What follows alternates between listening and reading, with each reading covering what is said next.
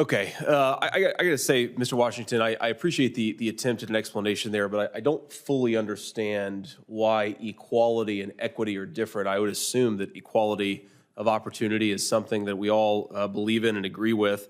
I worry just in some of your public comments and some of the things that you've said, you tend to take this focus of explicitly saying that color blindness, of looking at people without regards to skin color, is somehow in and of itself discriminatory. And I was hoping to elucidate that a little bit by appeal to this chart and try to understand it a little bit better. But I have to be honest, and I'm not trying to be rude, Mr. Washington, I just don't fully understand what this is meant to convey and how it might influence some of your policies. In an effort to kind of drill down to that, I just want to ask just a few questions here, because the aviation industry is maybe the single industry where aptitude and where safety matter more than almost anything else. I mean, I can't imagine even going under the knife. I'd probably choose having a safe pilot as more important than even going under the knife for a surgery.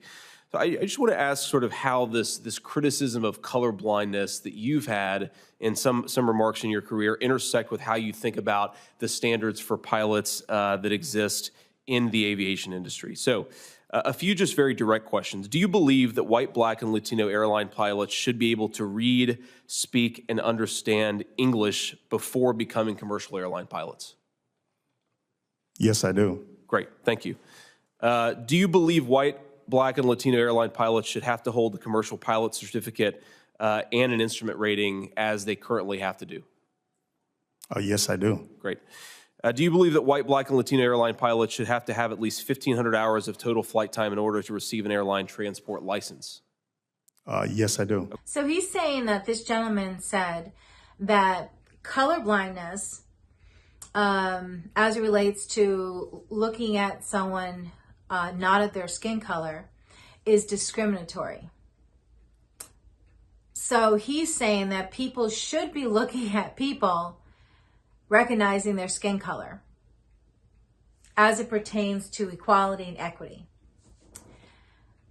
And I just stop and pause, and I remember Martin Luther King, one of his famous quotes that he said in his time was he had a dream that his kids would live in a world where they would be judged not by the color of their skin, so that they would not be judged by the color of their skin, but would be judged by the character, the content of their character. That was it.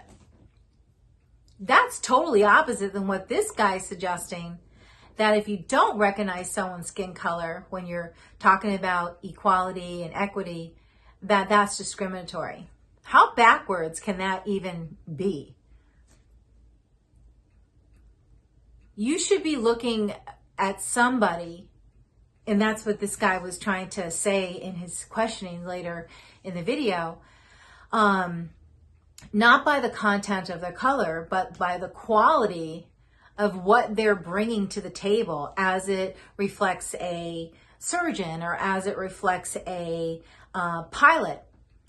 Now, the thing I feel that gets caught up here, so what they're saying is they should be choosing someone who's black, even though they may or may not have as much quality of experience and credentials as someone else who's brown or white, because they want to hire more black people.